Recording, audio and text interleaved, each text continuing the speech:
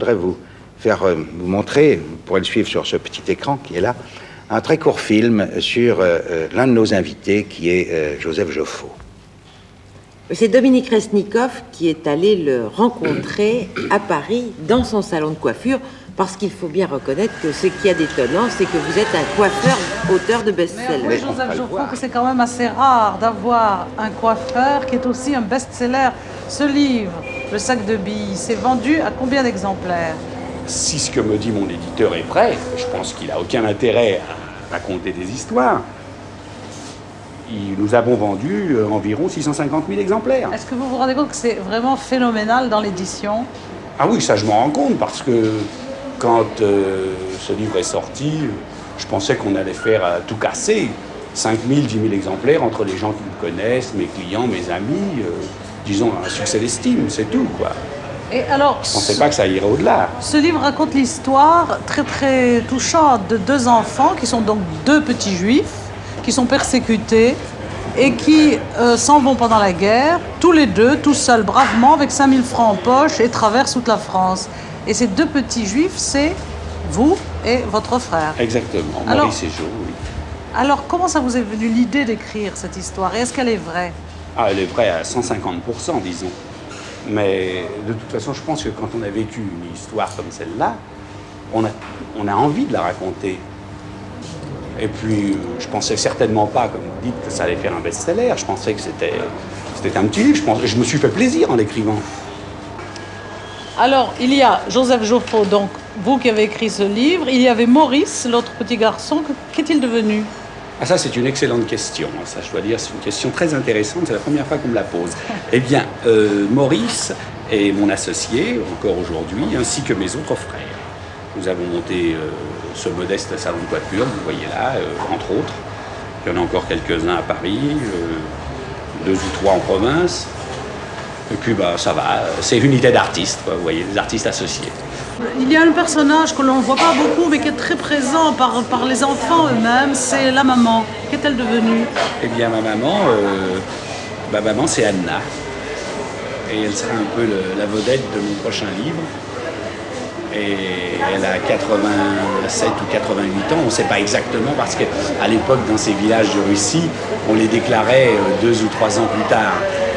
Quand les parents allaient à la ville, et ils y allaient rarement, et on déclarait les enfants qui étaient nés, quoi. Alors elle est un peu d'âge inconnu, mais elle est là, elle tient le coup, et je touche du bois. C'est une immense joie pour moi d'avoir ma mère, parce que je pense que quand on a sa mère, on est toujours jeune. Vous êtes heureux? Bien sûr. Vous savez, pour être heureux, finalement, on est toujours heureux par comparaison.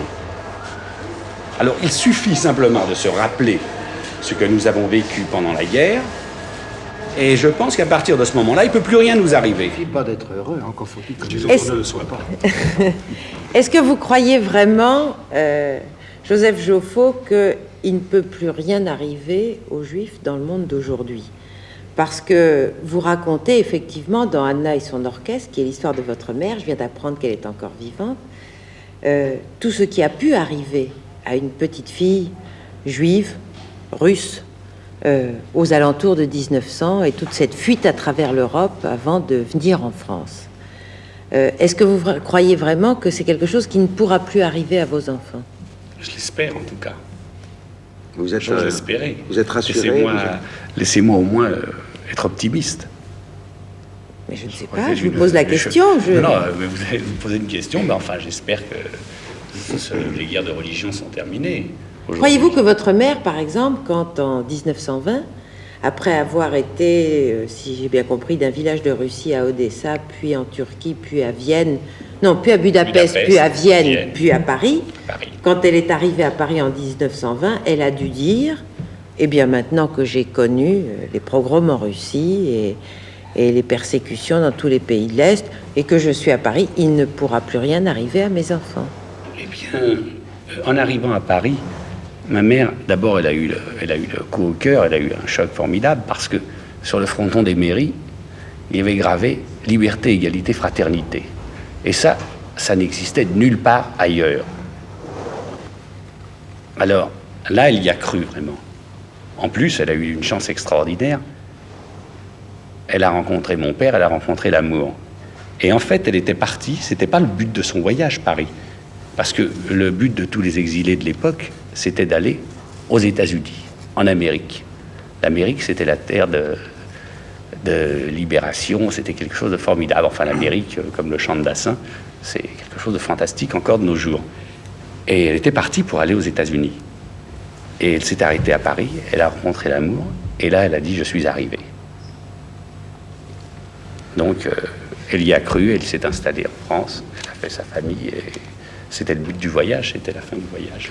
C'est presque un lieu commun de le dire, mais en tout cas, peut-être tous nos téléspectateurs le savent-ils moins que vous, que nous. Il semble que le destin du peuple juif soit d'être constamment, comment dire, en voyage.